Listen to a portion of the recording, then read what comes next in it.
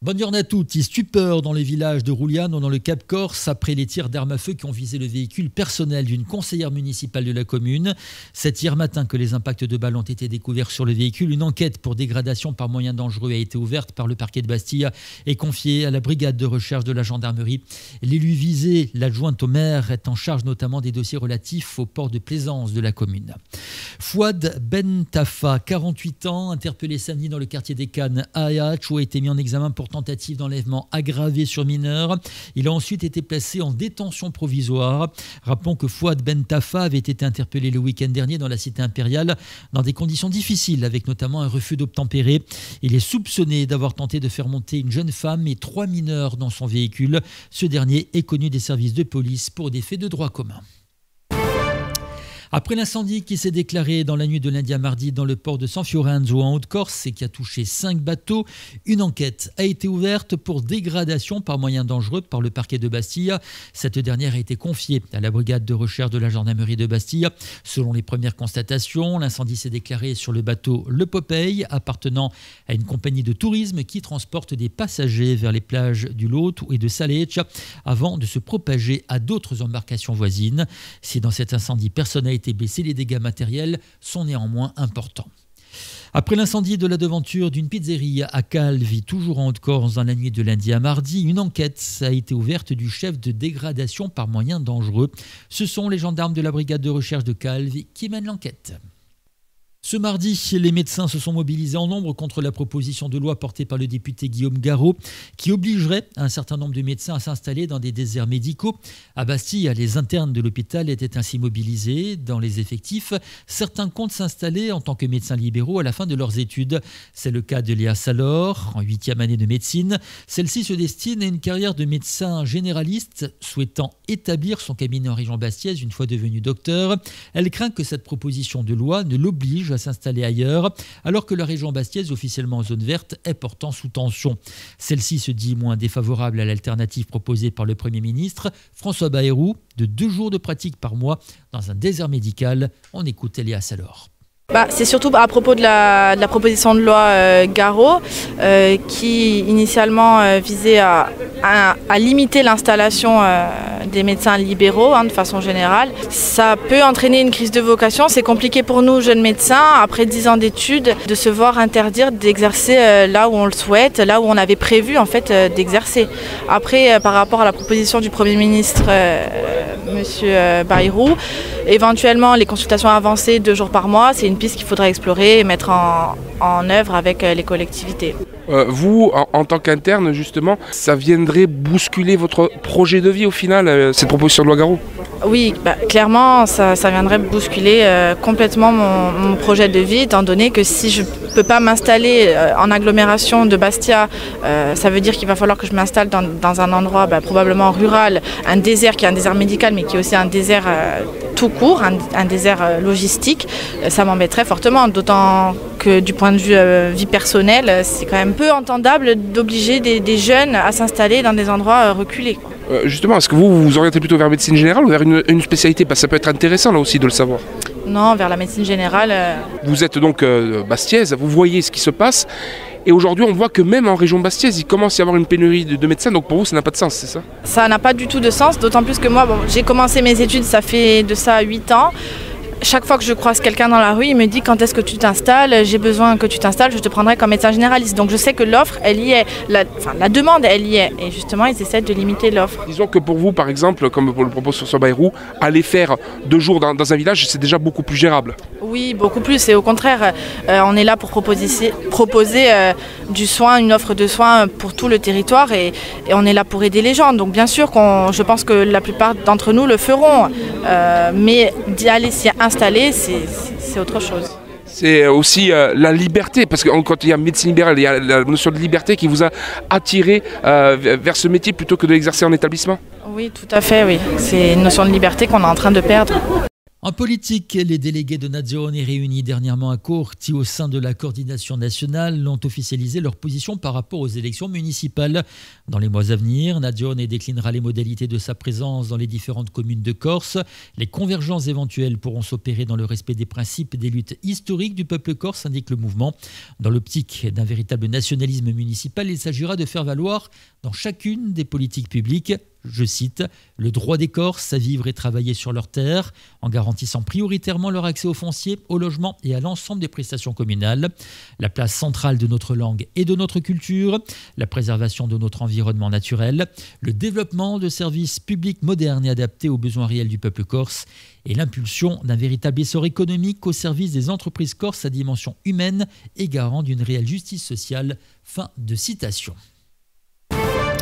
Ces dernières semaines, une antenne bastiaise de l'association À travers les murs, fondée en 2020, a été créée, portée par des professionnels du droit ainsi que, particularité corse, par une psychothérapeute et une artiste. Celle-ci a organisé pendant plusieurs semaines des ateliers à la maison d'arrêt de Borgo. 6 détenus, proches de la fin de leur peine ou en détention provisoire, ont ainsi suivi divers ateliers visant à s'épanouir et à épanouir également leur éloquence, avec notamment en fin de parcours un éloge écrit par chacun et dit en public. L'objectif est de permettre à ces détenus de trouver ou retrouver les codes qui permettent de nouer des discussions dans le monde extérieur, de pouvoir affronter un entretien d'embauche, mais aussi de mieux gérer les conflits en étant capable de dialoguer. Le but recherché est clair, celui de faciliter leur réinsertion. Une expérience extrêmement positive selon ces initiatrices et chargée en émotion devant l'ouverture que cela a permis pour ces détenus. On écoute Sabatina Alessandrini, l'une des initiatrices de l'antenne bastiaise d'À travers les murs. Je pense que même si c'est un territoire qui est riche en plein de points, on a beaucoup aussi à apprendre de ce qui se passe sur le continent. Et il y a des initiatives incroyables qui se font, de la manière qu'il y a des choses incroyables qui se font ici. Et je m'étais dit que ce serait intéressant d'unir nos forces et d'ouvrir une antenne sur l'île. Comment marche cette association? Quel est son rôle aujourd'hui? Alors l'association À travers les murs, c'est tout simplement une association qui met en œuvre des formations à destination des personnes incarcérées, des formations à la prise de parole et à l'éloquence. Alors l'éloquence, c'est un terme qui fait souvent un petit peu peur. On pense que c'est réservé aux plus grands juristes, aux poètes, aux littéraires. Mais en réalité, l'éloquence, c'est en effet l'art de savoir bien s'exprimer, de s'exprimer correctement, que ce soit dans le cadre d'une conversation dans l'intimité, mais aussi en public. Mais c'est surtout, je pense, la capacité à structurer son propos et à l'exprimer avec assurance. C'est finalement assez indispensable pour pouvoir communiquer au quotidien. Ça fait partie donc d'un travail de réinsertion. Si on comprend bien, quelle est la typologie de détenus avec lesquels vous avez travaillé? Alors nous, c'est la première fois qu'on travaille avec l'association, puisqu'on vient de clore notre première formation de 2 mois. Donc on a un tout petit échantillon pour le moment, mais sur 6 ou 7 détenus, ça dépendait des semaines, on avait 3 ou 4 personnes détenues à titre provisoire, d'autres condamnées à de plus ou moins longues peines, enfin ça varie vraiment. Et finalement, eux, ils se sont inscrits sur la base, c'était totalement sur la base du volontariat.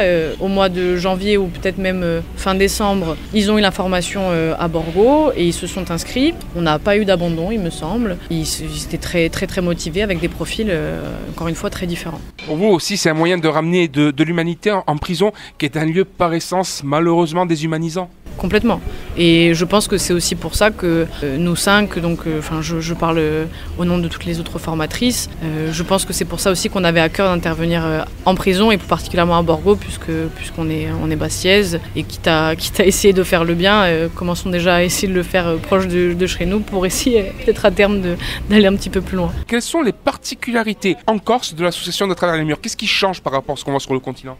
Ce qui change, je pense, c'est cette proximité, cette solidarité aussi naturelle qu'on a entre Corses. Et cette proximité, elle a déjà aidé à la mise en œuvre et à la mise en place de l'association à Borgo. Mais surtout, elle a été très utile dans le cadre de la formation pendant plusieurs semaines, dans le rapport avec les détenus, qui étaient au final des gens très très accessibles. Et ça a, je pense, facilité l'apprentissage des notions qu'on a essayé de leur transmettre. Concrètement, de quelle manière travaillez-vous avec ces détenus? Quelles sont les méthodes? Alors nous, on intervient à raison de 2 heures par semaine sur une durée de 2 mois. Et on a pour chaque semaine un thème à aborder avec eux qui se matérialise par plusieurs exercices interactifs. À titre d'exemple, on va avoir une séance sur la structure du syllogisme. Bon là, ça peut paraître un petit peu technique, mais en fait c'est juste apprendre à fabriquer, du moins à articuler un argument pour qu'il ait plus de poids. On va avoir aussi un thème qui est articulé autour de la posture judiciaire, donc apprendre à se mettre à la place d'un avocat de la défense, à se mettre à la place d'un avocat général,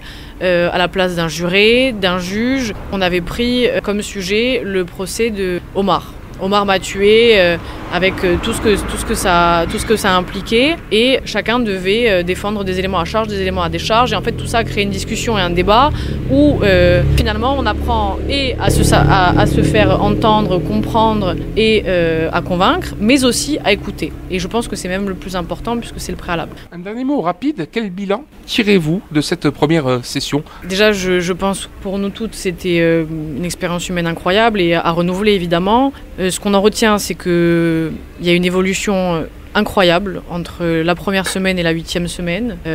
Au début, on rencontrait des personnes qui étaient là, mais peut-être qu'elles étaient là sans trop le vouloir, ou peut-être qu'elles étaient là pour les mauvaises raisons, ou juste tout simplement curieuses. Et finalement, elles se sont ouvertes les unes après les autres au gré des semaines, en réussissant en plus à appliquer ce qu'on a essayé de leur transmettre. Et c'était... j'ai pas les mots pour répondre à ça, mais en tout cas, j'ai trop d'émotions, désolée, j'arrive pas, c'était trop beau.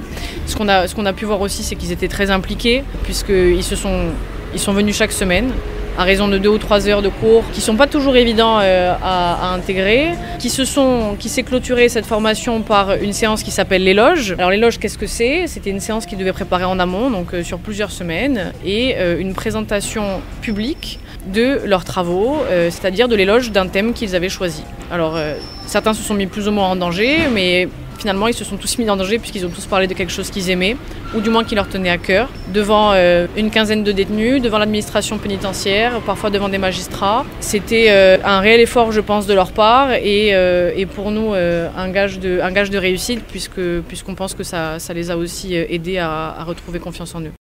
Les prévisions météo pour ce mercredi 30 avril 2025, jour de la Saint-Robert. Il fait beau sur l'ensemble de l'île, avec peu de nuages. En début d'après-midi, quelques nuages feront toutefois leur apparition. Ces derniers pourraient donner quelques rares ondes éparses en montagne essentiellement. Des orages sporadiques ne sont pas à exclure, mais globalement, le soleil ne sera jamais bien loin et continuera de briller sur la majorité des micro-régions de Corse.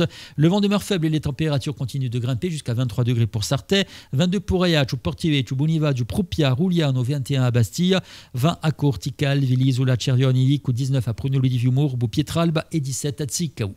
Ce journal est terminé, je vous remercie de l'avoir suivi. Rendez-vous dans quelques secondes pour votre agenda culturel.